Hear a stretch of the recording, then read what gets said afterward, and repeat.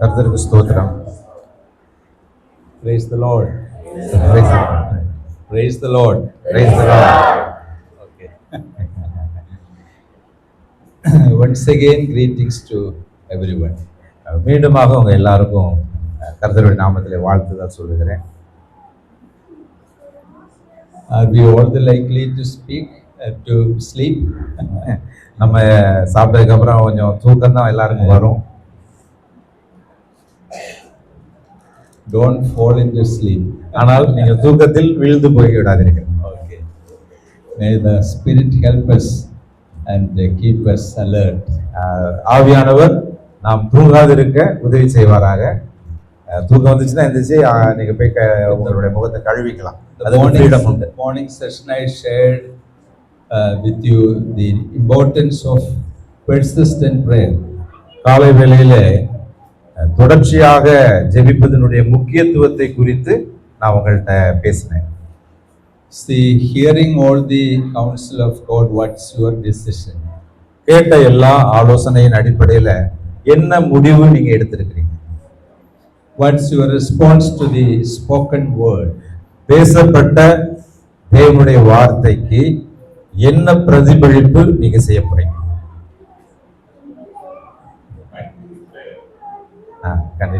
Continuous prayer. தொடர்ச்சியாக ஜெபிக்கிறது. Praise the Lord. You have taken a decision like that? நீங்கள் அப்படிப்பட்ட முடிவு எடுத்துட்டீங்களா? தொடர்ச்சியாக ஜெபிக்க. Or it is in the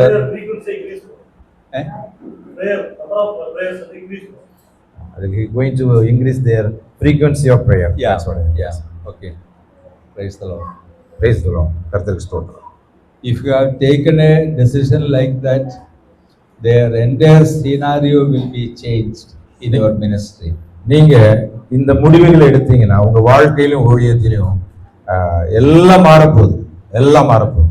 Your lives, the church atmosphere, everything shall be transformed. உங்களுடைய சொந்த வாழ்க்கை, சபையினுடைய அந்த அட்மாஸ்பியர் சொல்லக்கூடிய அந்த விஷயம் எல்லாம் மாறிடும். You will begin to experience a new freedom in your spiritual life. உங்களுடைய ஆவிக்குரிய வாழ்க்கையில புதிய சுதந்திரத்தை நீங்க பாப்பீங்க. And you will begin to bring forth much more fruits. நீங்கள் அதிக கனிகளை கொடுக்கக்கூடியவர்களாய் மாறுவீர்கள். So let's come to another chapter in the same book, the Gospel of Luke. லூக்கா புத்தகத்துல, சுவிசேஷ புத்தகத்துல இன்னொரு அத்தியாயத்துக்கு நம்ம கடந்து செல்வோம். The beginning of this chapter is about prayer. அந்த அதிகாரத்தினுடைய துவக்கமே ஜெபம். Here also we read about persistent prayer. இங்கேயும் நம்ம தொடர்ச்சியாக ஜெபிக்கக்கூடிய காரியத்தை வாசிக்கிறோம். The parable of the persistent widow. ஒரு விதவையினுடைய தொடர்ச்சியான ஜெபத்தினுடைய உவமையை இங்க நம்ம வாசிக்கிறோம். It's a parable of persistent importune prayer. இது தொடர்ச்சியாக ஜெபிக்கக்கூடிய ஒரு உவமையாக இது காணப்படுகிறது. The same chapter ends with the prayer.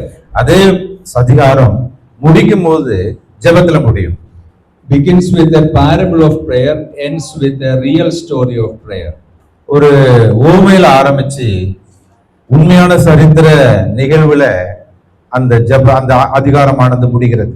Why our Lord caused you to hear more and more about the prayers simply means that God expects more prayers from your lives.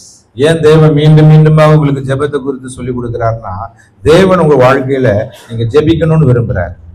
Some brothers, they are satisfied by reading many biographies and histories of prayer lives, prayer meetings. சில சகோதரர்கள் ஜெபத்தை குறித்து அநேக பயோகிராபிஸை வாசிக்கிறதும் அந்த சரித்திரத்துல ஜெபத்தை குறித்து வாசிக்கிறதுலயும் சந்தோஷம் அடைஞ்சிடுறாங்க. Reading about the prayer is not prayer. ஜெபத்தை குறித்து நீங்க வாசிப்பது ஜெபம் அல்ல. Hearing a lot about prayer is not prayer. ஜெபத்தை குறித்து அதிகமாக கேட்கிறது ஜெபம் அல்ல. Prayer is action, your action. ஜெபம் என்பது நீங்கள் ஜெபிப்பது, அதுதான் ஜெபம். So here in this chapter from verses 35 to 43 we read a real story of prayer, a blind man's prayer. நம்ம இங்க ஒரு குருடருடைய உண்மையான ஒரு ஜெபத்தை நம்ம இங்க வாசிக்கிறோம். Let's read that portion. நம்ம அதை வாசிக்கலாம். 18. Luke chapter 18. 18வது அதிகாரத்தில் தானே 35 நம்ம வாசிப்போம். 18வது அதிகாரம், லூக்கா 18வது அதிகாரம் 35 பின்பு அவர் எரிகோவுக்கு சமீபமாய் வரும்போது ஒரு குருடன் வழியருகே உட்கார்ந்து பிச்சை கேட்டுக் கொண்டிருந்தான். ஜனங்கள் நடக்கிற சத்தத்தை அவன் கேட்டு இது என்ன என்று விசாரித்தான். நசரேயனாகிய இயேசு போகிறார் என்று அவனுக்கு அறிவித்தார்கள். அப்பொழுது அவன், இயேசுவே, தாவீதின் குமாரனே, எனக்கு இரங்கும் என்று கூப்பிட்டான். முன் நடப்பவர்கள் அவன் பேசாமல் இருக்கும்படி அவனை அதட்டினார்கள். அவனோ, தாவீதின் குமாரனே, எனக்கு இரங்கும் என்று மிகவும் அதிகமாய் கூப்பிட்டான். இயேசு நின்று அவனை தம்மிடத்தில் கொண்டு வரும்படி சொன்னார். அவன் கிட்ட வந்தபோது அவர் அவனை நோக்கி, நான் உனக்கு என்ன செய்ய வேண்டும் என்று இருக்கிறாய் என்று கேட்டார். அதற்கு அவன், ஆண்டவரே, நான் பார்வையடைய வேண்டும் என்றான். இயேசு அவனை நோக்கி, நீ பார்வையடையவாயாக, உன் விசுவாசம் உன்னை ரட்சித்தது என்றான். உடனே அவன் பார்வையடைந்து தேவனை மகிமைப்படுத்திக் கொண்டே அவருக்கு பின் சென்றான். ஜனங்கள் எல்லோரும் அதை கண்டு தேவனை புகழ்ந்தார்கள். This is not a parable but a real life story. நம்ம வாசித்தது ஒரு உவமை அல்ல, உண்மையாய் நடந்த ஒரு சம்பவம், சரித்திர சம்பவம். Luke has a special interest in persistent prayer. லூக்கா அவருடைய தனிப்பட்ட விதமாக தொடர்ச்சியாக ஜெபிக்கிறதுல ரொம்ப ஆர்வமுடையவராக இருந்தார். In chapter 11 where we read about persistent prayer, 11வது அதிகாரத்திலே தொடர்ச்சியாய் ஜெபிக்கக்கூடிய ஒரு ஜெபத்தை பார்த்தோம்.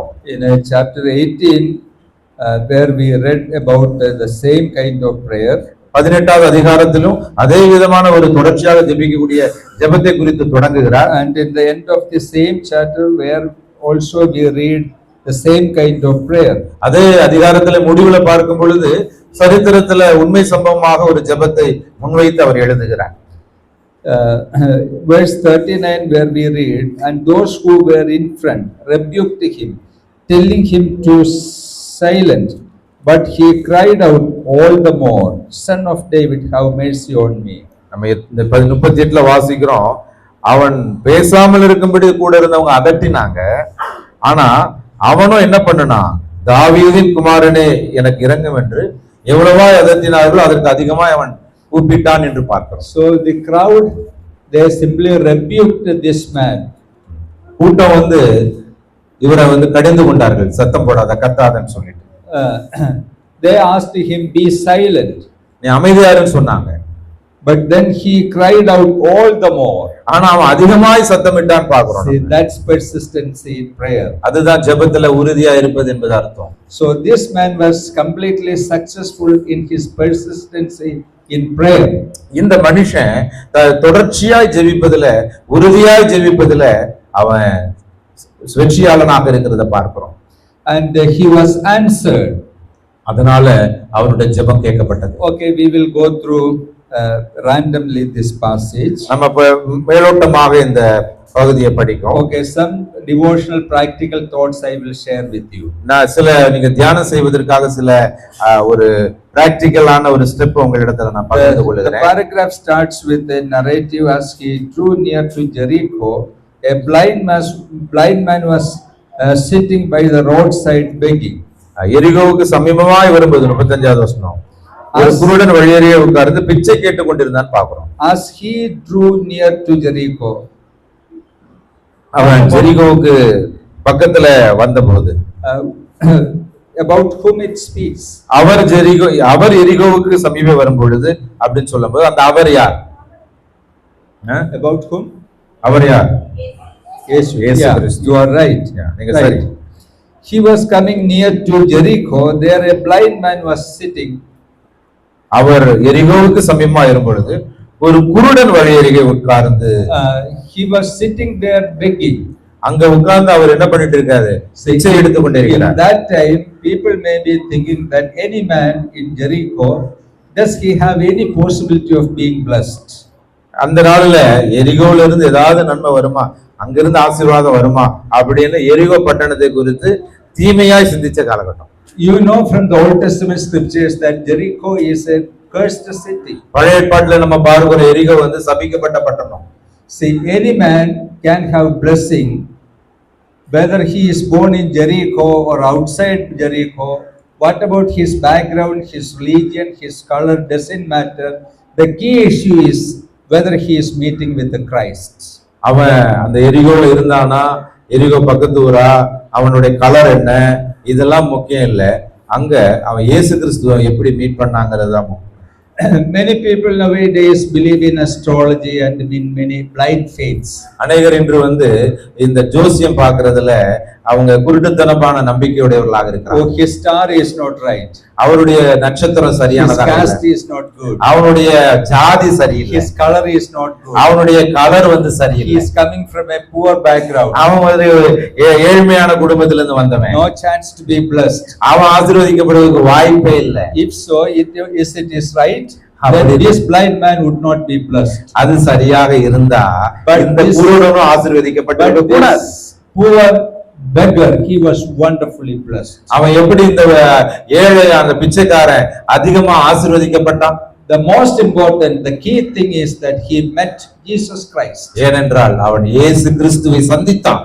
Have you met Jesus Christ? Then you have all the probability to be blessed. நீங்க இயேசு கிறிஸ்துவை சந்திச்சிருக்கீங்களா? சந்திச்சீங்கன்னா நீங்க ஆசீர்வதிக்கப்படக்கூடிய எல்லா சூழ்நிலையும் இருக்கு. If you feel that you are not being blessed, it is your problem, not the problem of Christ. நீங்கள் ஆசீர்வதிக்கப்படலைன்னா அதுக்கு காரணம் நீங்க தான், கிறிஸ்து அல்ல. Draw nearer to the Lord, he will draw near to you. நீங்கள் தேவனிடத்தில் சேருங்கள், தேவன் உங்களிடத்தில் சேருவார். Then about this poor man, I would like to say that internally he was very active. He has a perceptive mind.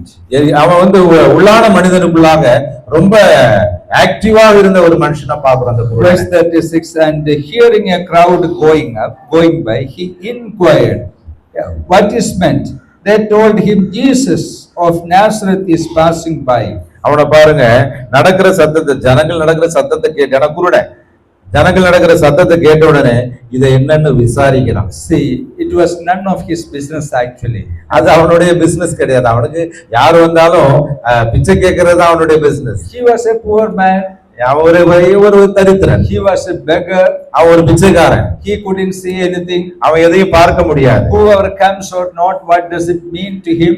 அவர் யார் வராங்க போறாங்க அது அவனுக்கு ஒண்ணு இல்லை. But he was listening an uproar in the street. ஆனா அவன் அங்க ஜனங்கள் நடக்கிற அந்த சத்தத்தை கேட்கிறான். So he looked around, although he was blind, and inquired what is going on. அவன் சுத்தி சுத்தி பாக்குறான். அவன் குருடனா இருந்தா கூட மக்கள்கிட்ட கேட்கிறான், யார் என்ன நடக்குதுங்க, இவ்வளவு சத்தம் கேக்குது. Then he heard that Jesus of Nazareth is going by. அவன் ஒரு வார்த்தை ஒரு சத்தத்தை கேட்டான். ஒருத்தர் அங்க இருந்து சொல்றாங்க, நசரேயனாகிய இயேசு போகிறான். That means his physical eyes cannot see, but his internal eyes are very active. அவனுடைய புறம்பான கண்ணு திறக்கப்படலைன்னா கூட உள்ளான கண்ணு அவன் ரொம்ப ஆக்டிவா இருக்கிறான். Some people have the eyes but they cannot see. சில மக்கள் கண்கள் இருக்கும் ஆனா அவங்களால பார்க்க முடியாது. Some people do not have the eye, but inside, inner being, they are very active. சில மக்களுக்கு வெளிப்புறமான கண்ணு இருக்காது, ஆனா உள்ளான மனிதன் பயங்கர ஆக்டிவா இருப்பான். See, are our inner eyes are active? நம்முடைய உள்ளான மனிதன் By our active-ஆ inner eyes, இருக்கிறோமா? can we see Jesus Christ? நம்மளுடைய உள்ளான மனிதன் அந்த கண்ணு, உள்ளான கண்ணு இயேசு கிறிஸ்துவை பார்க்க முடியுதா? Can we see the depth of the meanings of Jesus, the word of God? நீங்க தேவனுடைய வார்த்தையினுடைய அந்த ஆழங்களை புரிஞ்சுக்க முடியுதா? Then he started to pray. அவன் சப்தமிட்டு அவன் கூப்பிட்டான். And he cried out, Jesus, son of David, have mercy on me. அப்பொழுது அவன், இயேசுவே தாவீதின் குமாரனே எனக்கு இரங்கும் என்று கூப்பிட்டான். He began to call upon Jesus Christ. அவன் இயேசு கிறிஸ்துவை நோக்கி கூப்பிட ஆரம்பித்தான். You know the title he used in calling upon the name of Jesus. அவன் இயேசு கிறிஸ்துவை கூப்பிடுறதுக்கு பயன்படுத்தின தலைப்பை நீங்க பாத்தீங்களா? He called Jesus, son of David. அவன் இயேசுவே தாவீதின் குமாரனேன்னு அழைச்சான். His prayer was theologically correct. அவனுடைய ஜெபம் இறையியல் ரீதியாக சரியான ஜெபம். He identified, although he was a poor man, a beggar, but he identified Jesus' theological background clearly. அவன் ஒரு புவராக இருந்தாலும் ஏழையா இருந்தாலும் தரித்திரனா இருந்தாலும் அவன் கண்ணு தெரியலனாலும் இயேசு கிறிஸ்துவை குறித்தான அந்த இறையியல் ரீதியான புரிந்து கொள்ளுதல் அவங்களுக்கு பயங்கரமா இருந்துச்சு. The crowd said, Jesus of Nazareth is passing by. மக்கள் சொன்னாங்க நசரேயனாகிய இயேசு. He could have repeated the same title, Jesus of Nazareth, have mercy on me. அவன் ஒருவேளை But இப்படி he did not use மக்கள் that சொன்னது போல title. அவன் கேட்டிருக்கலாம், நசரேயனாகிய இயேசுவே அப்படின்னு அவன் அழைச்சிருக்கலாம். But he called him by using the name Jesus, the son of David. ஆனா அவன் தாவீதின் குமாரனே எனக்கு இறங்குன்னு சொல்லி கூப்பிட்டான். So this beggar, all the likely that he was a Jew.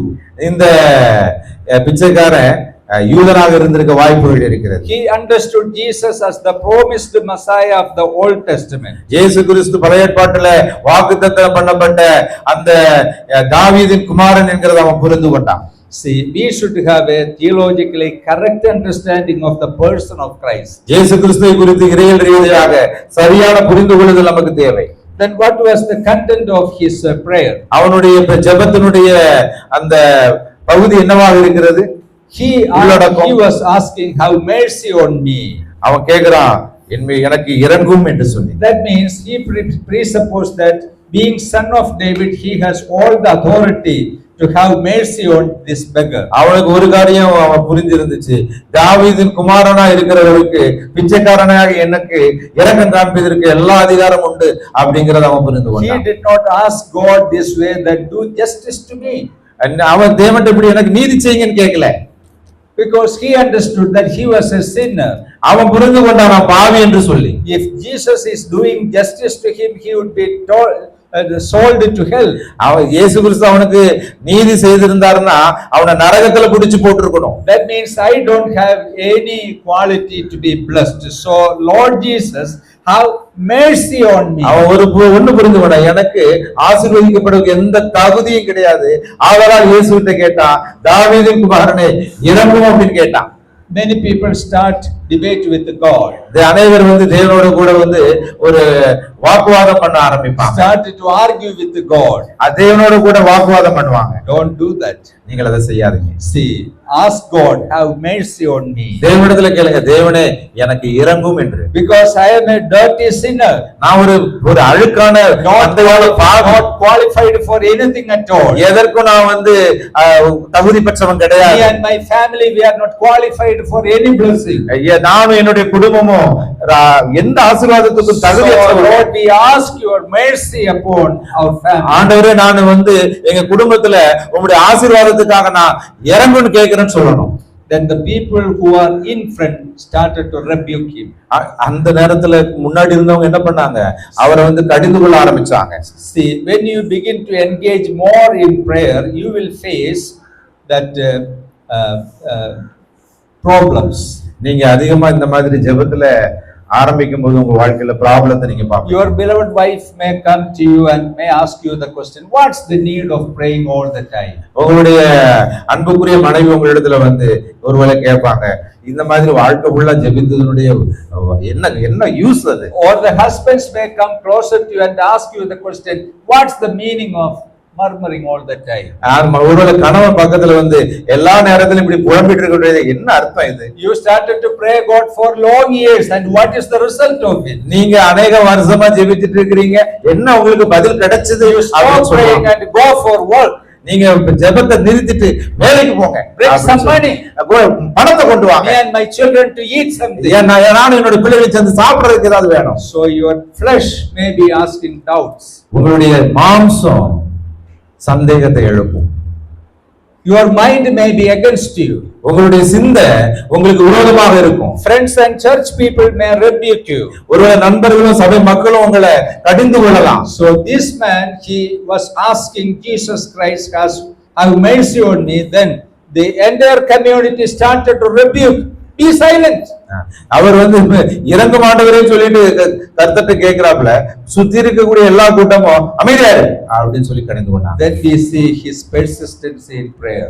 அவருடைய ஜெபத்தினுடைய உறுதி நம்ம பார்க்கிறோம். How much they rebuke him, all the more he cried unto the Lord. அவங்க எந்த அளவா திட்டினாங்களோ அந்த அளவா அதுக்கு அதிகமாக அவன் தேவனோட கூட சத்தம் போட்டு கேட்டான்.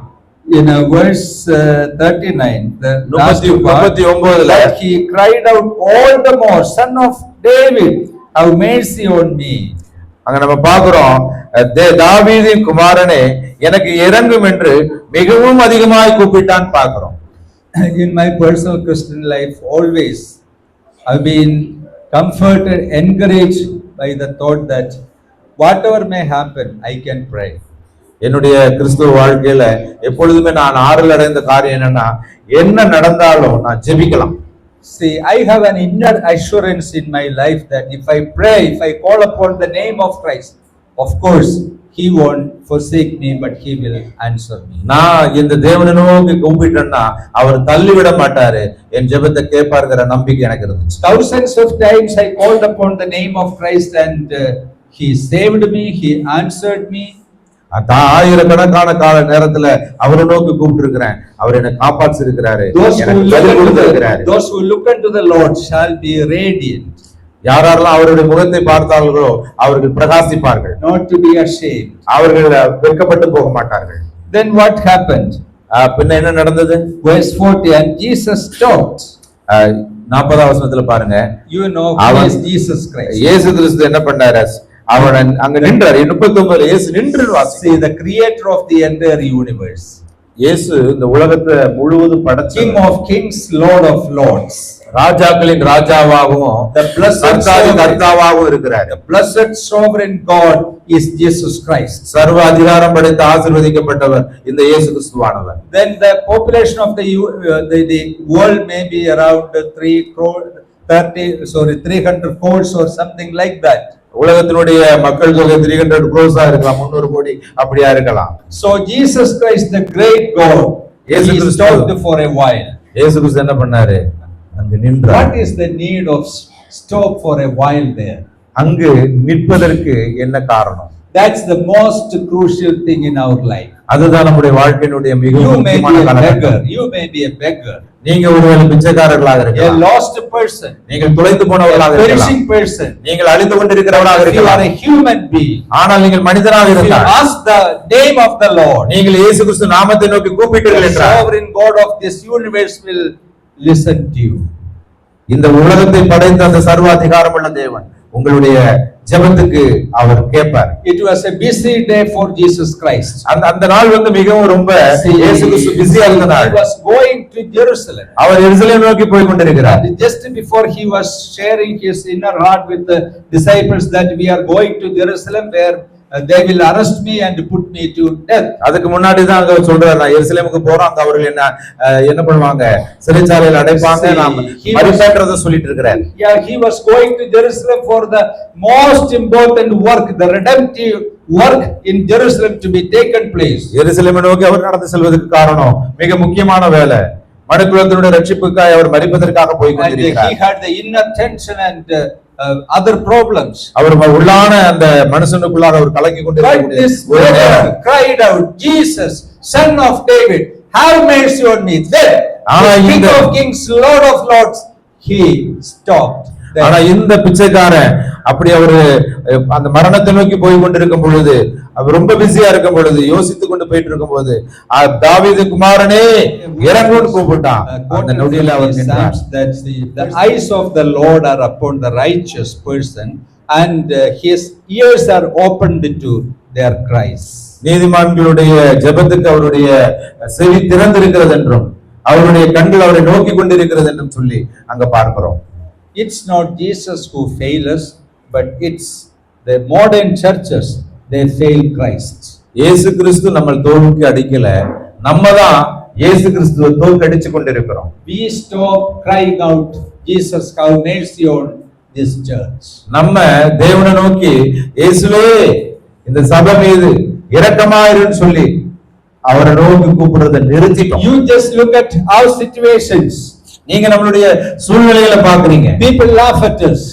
மக்கள் நம்மள என்ன பண்றாங்க? We are poor people. We are poor people. நம்ம மிகவும் எளிமையான மக்கள், ஏழையான மக்கள், insignificant people. நம்ம வந்து முக்கியமில்லாத நபர்கள். We are not that rich, wealthy people. நம்ம அந்த அளவுக்கு ரொம்ப ஒரு பணக்காரர்கள் அல்ல. But we will not stop crying unto you till you show us your mercy.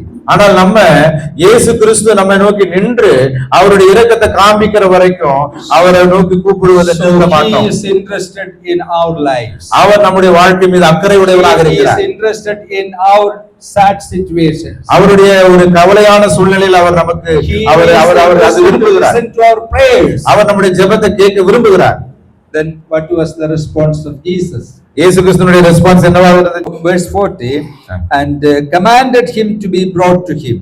அவனை தம்மிடத்தில் கொண்டு வரும்படி 39வது வசனத்துல கட்டளை இடுகிறார். What a surprising thing. அது எவ்வளவு பெரிய ஆச்சரியமான The விஷயம். King of Kings paused for a moment. அவர் ராஜாக்களின் ராஜாவா இருக்கிறவர் ஒரு நிமிடத்தில் அங்க நின்னார் அவருடைய கூப்பிடுதலுக்கு.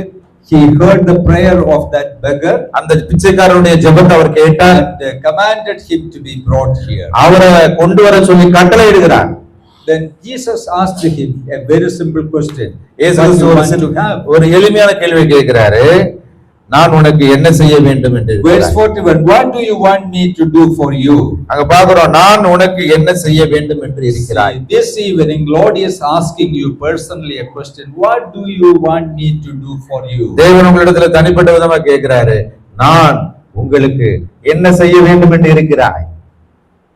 Once the same question was asked to Solomon. சாலமோன்ட்ட இதே கேள்வி கேட்டார் ஒரு முறை. He answered, I want to have a wise heart. அவர் கேட்டார், எனக்கு ஒரு ஞானமுள்ள இருதயத்தை தாங்க. Abraham was asked the question. ஏப்ரகாம்ட்ட அதே கேள்வி கேட்கப்பட்டுச்சு. He replied that I want to have a son. எனக்கு மகன் வேணும்னு சொன்னார் அவரு. So here this man was asked the same question. What do you want me to do? இங்கேயும் கூட இந்த மனுஷன்ட்ட குருடன்ட்ட கேக்குறாரு, நான் உனக்கு என்ன செய்ய His வேண்டும் என்று answer இருக்கிறாய். was very simple, straight. Lord, let me recover my sight. அவனுடைய அந்த கேள்விக்கு அவனுடைய பதில் ரொம்ப எளிமையாக இருந்தது. ஆண்டவரே, நான் பார்வை அடைய வேண்டும். Our prayers should be precise, clear, and out of our heart. நம்மளுடைய ஜெபமானது ரொம்ப எளிமையாக தெளிவாக இருதயத்திலிருந்து புறப்படக்கூடியதாக இருக்க Then வேண்டும். what is the response? What was the response of Christ? கிறிஸ்துவனுடைய பதில் எப்படியாக இருந்தது? அவர் See, he did not say, recovering your eyesight. Am I a doctor? அவர் இப்படி கேட்கல. என்னது கண்ணு திறக்கணுமா, என்ன டாக்டரா உனக்கு அப்படின்னு It's கேட்கல. a very difficult question you ask. கேட்ட கேள்வி பெரிய கேள்வி. என்னது என் கண்ணு A very difficult திறக்கணும். thing you want to have. நீ ரொம்ப கஷ்டமான ஒரு விஷயத்தை என்ன கேட்டுட்டு சொல்லல. No. The God of gods, he simply said, recover your sight. தேவாதி தேவன், நீ பார்வையடையவாயாக அப்படின்ட்டார். Verse 43, and immediately he recovered his sight. ஆனா உடனடியே 43ல உடனே அவன் பார்வையடைந்ததுன்னு நம்ம பார்க்கிறோம். With faith, everything is possible. விசுவாசத்தில் எல்லாம் கூடும். For a man, everything is impossible, but with God, everything is possible. மனுஷனுக்கு எல்லாம் கூடாது, ஆனால் தேவனால் கூடாத காரியம் ஒன்றுமே. I cannot perform miracles, நான் அற்புதத்தை நடத்த but முடியாது. my God can perform miracles. ஆனால் நான் என்னுடைய தேவன் அற்புதத்தை உங்களுடைய வாழ்க்கையில நடத்த I can ask God, God, you act. நாம் தேவனிடத்துல கேட்கலாம், தேவனே நீர் கிரியை செய்யும் என்று சொல்லி. Then he will not refuse my petitions. என்னுடைய அந்த பெட்டிஷனை தேவன் ஒருபோது தள்ளிவிட மாட்டார். Then how can you have blessings? நீங்கள் எப்படி ஆசீர்வாதம் பெற முடியும்? Through faith only. விசுவாசத்தினால் மட்டுமே. See, Jesus said, your faith has made you well. இயேசு கிறிஸ்து சொன்னார், உங்களுடைய விசுவாசம் உன்னை குணமாக்கினது. In that street there may be many patients. அங்க அநேகர் அங்க பேஷண்டா இருந்திருக்க கூடும், நோயாளியா. Even some blind people. ஒருவேளை இவரோட கூட இன்னும் குருடர்கள் நிறைய பேர் They இருந்திருக்கலாம். were not healed. அவங்க அப்ப குணமாக்கப்படல. Why? ஏன்? Jesus was there. இயேசு அங்க இருந்தார். He was willing to bless them. அவர் ஆசீர்வதிக்க ஆசைப்பட்டவராக தான் இருக்கிறார். But they were not willing to ask. ஆனால் அவர்களுக்கு கேட்கிறதுக்கு விருப்பம் இல்லை. In the time of Elisha, there were many leprosy patients in Israel. எலிசாவுடைய காலகட்டத்தில் அநேக குஷ்டரோகி இருந்தாங்க. None of them were healed. ஆனா ஒருத்தரும் அவங்க குணமாக்கப்படல. Only Naaman from Syria was healed. ஆனா சிரியால இருந்து வந்த நாமான் தான் He குணமாக்கப்பட்டான். was not a Jew. அவன் ஒரு யூதன் அல்ல. But he was burdened. He came to Elisha and he was healed. அவன் கேட்டான், கேள்விப்பட்டான் அவரை குறித்து. எலிசாட்ட வந்தான், அவன் குணமாக்கப்பட்டான். See, many believers come hear sermons. அநேகர் இங்கு செய்தியை கேட்கலாம். But if you fail to act accordingly, you won't gain anything. ஆனா கேட்டதின் அடிப்படையில நீங்க வேலை செய்ய ஆரம்பிக்கலன்னா நீங்க ஒண்ணும் பெற்றுக்கொள்ள மாட்டீங்க. And what was the final response of the beggar? முடிவான அந்த பிச்சைக்காரனுடைய பிரதிபலிப்பு எப்படி இருந்துச்சு? He became a disciple of Christ. அவன் இயேசு கிறிஸ்துவின் சீஷனா மாறிட்டான். He followed him. இயேசு கிறிஸ்துவை அவன் பின்பற்றினான்னு பார்க்கிறோம். Immediately he recovered his sight. உடனடியாக அவன் பார்வையடைந்தான். He did not go home. அவன் வீட்டுக்கு போகல திரும்பி. He did not start a new business. புதிய பிசினஸ் அவன் ஆரம்பிக்கல. But instead he started to follow Christ. ஆனால் அவன் இயேசு கிறிஸ்துவை பின்பற்ற முடிவு செய்தான். See, what is discipleship? சீஷத்துவம்னா என்ன? Following Christ. இயேசுவை பின்பற்றுவது.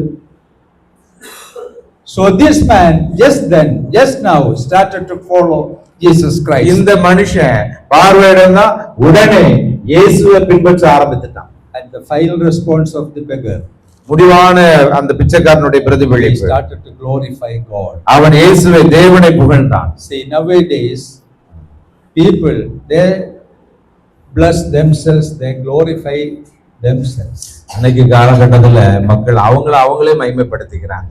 Our era is the era of selfies. நம்மளுடைய காலகட்டம் எப்படிப்பட்ட காலகட்டம்னா சுயநலத்தின் காலகட்டம். From left and right we take our photos. நம்ம ரைட்ல லெஃப்ட்ல நம்ம போட்டோ எடுத்துக்குவோம். And we put into social media. நம்ம எடுத்த போட்டோவை சோசியல் மீடியால நம்ம என்ன பண்ணிக்குவோம், போட்டுக்குவோம். Our God is ourselves. ஆனால் நம்முடைய தேவன் எப்படிப்பட்டவர்? But this man, he started to glorify Jesus. இந்த மனுஷன் இயேசுவை அறிந்தவுடனே அந்த இயேசுவை மகிமைப்படுத்த ஆரம்பிச்சான். And he started to praise God. அவன் தேவனை மகிமைப்படுத்த ஆரம்பிச்சான். How many blessings actually he showered upon our lives?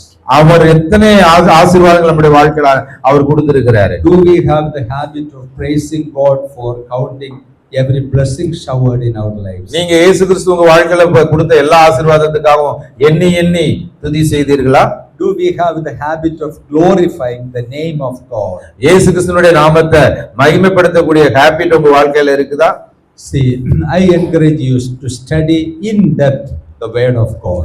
நான் உங்களை ஆராய்ச்சி செய்ய, வேத வசனத்தை ஆராய்ச்சி செய்ய உங்களை அழைக்கிறேன். Open up God's word every morning. நீங்க தேவனுடைய வார்த்தையை எல்லா காலையிலயும் Start பாருங்க. to meditate the word of God. அவங்க தேவனுடைய வார்த்தையை நீங்க தியானம் பண்ண ஆரம்பிங்க. Ask God, your word is the living word. Speak to me through your word. தேவனே உம்முடைய வார்த்தை நித்திய வார்த்தை, என்னிடத்துல பேசுங்கன்னு கேளுங்க. Then you can come out from the scriptures with the great diamonds. ஆனா நீங்கள் வேத வசனத்திலிருந்து மிகப்பெரிய சத்தியங்களை புரிந்து கொள்ள You will முடியும். be edified, encouraged and equipped. நீங்க பக்தி விருத்தி அடைவீங்க, உற்சாகப்படுத்தப்படுவீங்க, நீங்க ஆசீர்வதிக்கப்படுவீங்க. Okay, God bless you all. தேவன் உங்க எல்லாரையும் ஆசீர்வதிப்பாராக. Encourage you all. தேவன் உங்க எல்லாரையும் உற்சாகப்படுத்துவாராக. I appreciate you. Appreciate you. Sorry. I appreciate you. நான் உங்களை உற்சாகப்படுத்துறேன், உங்களை புகழ்றேன். Your hospitality, your love, your fellowship. உங்களுடைய ஹாஸ்பிட்டாலிட்டி, உங்களுடைய அன்பு, உங்களுடைய ஐக்கியம் எல்லாவற்றுக்கும் உங்களை புகழ்றேன். We want your prayers in our lives. நாங்கள் உங்களுடைய ஜெபத்தை எங்களுடைய வாழ்க்கையில எதிர்பார்க்கிறோம். Pray for brother Alex family. Alex பிரதருக்காகவும் கிளிட்டஸ் பிரதருக்காகவும் தொடர்ந்து ஜெபம் பண்ணுங்க. Please pray for our return journey also. திரும்பி செல்லுகிற அந்த பயணத்துக்காகவும் நீங்க ஜெபிங்க. We are praying for you. நாங்க உங்களுக்காக ஜெபித்துக் கொண்டிருக்கிறோம். So start a life of persistent prayer. நான் ஒண்ணே கேட்டுக்கிறேன், தொடர்ச்சியாக உறுதியாக ஜெபிக்கக்கூடிய ஜெபத்தை ஆரம்பிச்சேன். Through your prayer life, God's name may be glorified. உங்களுடைய ஜெப வாழ்க்கை மூலமாக தேவனுடைய நாமம் மகிமைப்படும். God bless you all. தேவன் உங்க எல்லாரையும் ஆசீர்வதிப்பார். Thank you. மிக்க நன்றி. கர்த்தருக்கு ஸ்தோத்திரம்.